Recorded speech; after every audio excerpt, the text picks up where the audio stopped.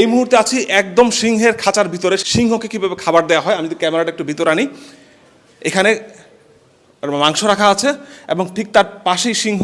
Royal Bengal টাইগারের একদমই কাছে থেকে যথাযথ সেফটি মেনটেন করে আমরা দেখাচ্ছি আপনাদের। এই গরুটি চিড়িয়াখানার যে মাংসাশী প্রাণীগুলো আছে সেই প্রাণীদেরকে খাওয়ানো হবে। কিভাবে শুরু থেকে শেষ পর্যন্ত এই গরুটি প্রসেস করা হয় এবং শেষ পর্যন্ত ডিস্ট্রিবিউট করা হয় সেটা আপনাদের দেখাবো। এই গরুটি পুরোপুরি সুস্থ আছে কিনা সেটা দেখার জন্য এই মুহূর্তে টেম্পারেচার মাপা হচ্ছে। এই মুহূর্তে আমরা টেম্পারেচার ওকে আছে। যে গরুটির পালস দেখা হচ্ছে, ব্লাডের স্যাম্পল কালেক্ট করা হচ্ছে। এই ব্লাড দিয়ে আমরা মূলত অ্যানথ্রাক্স এবং ব্লাড প্যারাসাইটের টেস্ট করব। যখন আমরা ওই টেস্টগুলোতে কোনো প্রকার সন্দেহ রাইজ করে তখন আমরা ওই সিবিসিটাও দেখে নিই। আমরা এখন ডিক্লেয়ার করছি যে now the animal is fit for slaughter. এই গরুটা আছে কাকে কে খাওয়ানো হবে? আমাদের যে বাঘ আছে, সিংহ আছে, শিয়াল, হায়না আছে, তো এই প্রাণীগুলিকে আমরা দিই বেসিক্যালি এগুলো। এখানে প্রস্তুত করা হচ্ছে গরুকে। এখানে মূলত কোন কোন প্রাণীর জন্য কিরকম পিস করা হয়? এটা মনে করেন 7 কেজি, 8 কেজি, কোনোটা 5 কেজি। বাঘের জন্য আপনার এক একটার এক এক চাহিদা, যেমন 7 থেকে 8, 8 থেকে 9। এই পিসগুলা ছোট ছোট পিসগুলা কিসের জন্য? এগুলা শকুনের জন্য হলো 3.5 কেজি। গরুর ভুঁড়ি আছে বা বিভিন্ন যে অঙ্গ প্রত্যঙ্গ আছে এগুলোকে শকুনকে খাওয়ানো হয় কিনা? কারণ শকুন তো এগুলো সাধারণত খায়। না না, এগুলা এখানে দেওয়া হয় না। আমরা মাংস নিয়ে যাচ্ছি। এখানে শুধু বাঘ দিব নাকি সিংহ দিব? বাঘও দেব, সিংহও দেব। আমরা সেই বহু প্রত্যাশিত যে দৃশ্য, বাঘকে খাবার দেওয়া হয় কিভাবে সেটা মূলত দেখাবো এখন।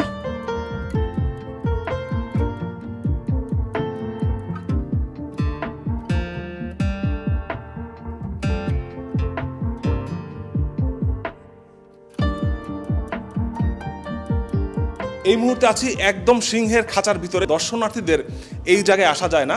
আপনাদের দেখাচ্ছে একদম এক্সক্লুসিভ জিনিস, সিংহকে কিভাবে খাবার দেওয়া হয়। এখানে মাংস রাখা আছে এবং ঠিক তার পাশেই সিংহ। এই খাঁচাটা ছাড়া হবে এবং ছাড়ার পরেই এই সিংহটা এসে এইখানে মাংসটা খাবে। মাংসটা যদি আরেকবার দেখাই, এই মাংসটা খাবে। আমরা এখন চলে যাচ্ছি, যেহেতু এই জায়গায় খুব বেশিক্ষণ থাকা ঠিক হবে না, আমরা পিছনে চলে আসছি।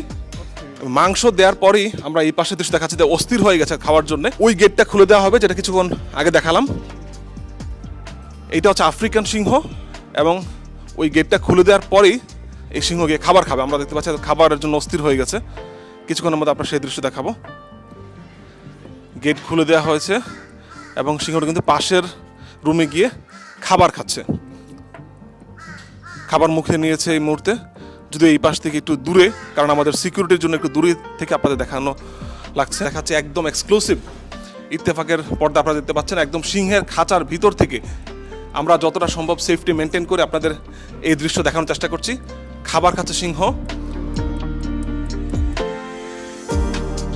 আমরা এতটুকুর মধ্যে থাকতে হবে কারণ এখানে একটা সিকিউরিটির বিষয় আছে। একদম এক্সক্লুসিভ দেখতে পাচ্ছেন ইত্তেফাকের পর্দায় সিংহ খাবার খাচ্ছে এবং এই পাশে আরো দুটো সিংহ, তাদেরও খাবার দেওয়া হবে কিছুক্ষণের মধ্যে। বাঘ এবং সিংহ মিলে টোটালি আমাদের 135 কেজি মাংস নিতে হয় আর কি। এটা এক একটা বাঘ এবং এক একটা সিংহের জন্য প্রত্যেকটার জন্য আলাদা আলাদা পরিমাণ, দৈহিক আকার, ঋতু, তারপরে সেক্স, এইগুলি মিলে এটা প্রত্যেকটার জন্যই ভেরি করে। আমরা ওইভাবেই প্রত্যেকটার জন্য আলাদা আলাদা করে মাংস সরবরাহ করি। আবার আপনাদের দেখাচ্ছি যে এই মাংসগুলো এখন যাচ্ছে বাঘের খাঁচায়। এই গেটটা খুলে দিবেন, তাই না? এই দৃশ্যগুলো কিন্তু একদম এক্সক্লুসিভ। সাধারণত দর্শনার্থীদের এখানে প্রবেশ করতে পারে না এবং আমরাও যথাযথ সেফটি মেনটেন করে আপনাদের দেখানোর চেষ্টা করছি। এই মাংসগুলো ভিতরে দিয়ে দিচ্ছে। পাশের খাঁচায় বাঘ আছে এবং মাঝখানে একটা গেট আছে। সেই গেটটা যখন খুলে দিবে তখন কিন্তু বাঘ সেখানে খাবার খাবে। গেটটা লাগিয়ে দেওয়া হলো। বাঘ আছে পাশের খাঁচায়, মাঝখানের গেট খুলে দিচ্ছে। এখন গেট খুলে দেওয়ার পর বাঘ সেখানে খাবার খাবে। রয়্যাল বেঙ্গল টাইগারের একদমই কাছে থেকে যথাযথ সেফটি মেনটেন করে আমরা দেখাচ্ছি আপনাদের এক্সক্লুসিভ দৃশ্য ইত্তেফাকের পর্দায়। এবং এখন কিন্তু বাঘ যাচ্ছে খাবার খেতে। যে মাংসটা দেওয়া হলো সে মাংসটা এখন খাবে। আমরা ক্যামেরাটা সামনে আনি, তাহলে হয়তো সেই দৃশ্য দেখাতে পারবো।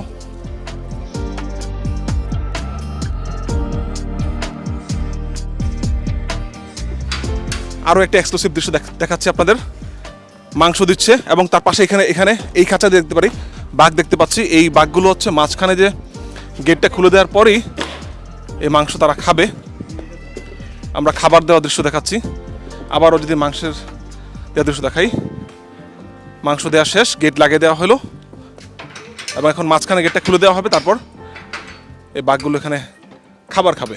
বাঘকে সিংহকে সবসময় খাবার খাওয়ান, ভয় লাগে না? কিসের ভয়, ভয় কিসের? আমরা লাগাই আলাদা সেট তো এই জন্য আর কি।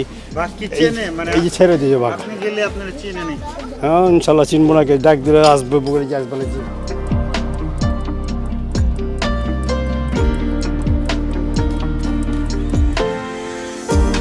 চিড়িয়াখানায় পশু পাখির যে খাবার দেওয়া হয় সেটা অত্যন্ত স্বচ্ছ একটি প্রক্রিয়া অনুসরণ করে খাবার দেওয়া হয়। প্রথমত হলো যে আমরা এই খাবার বিভিন্ন ঠিকাদারের মাধ্যমে সংগ্রহ করে থাকি।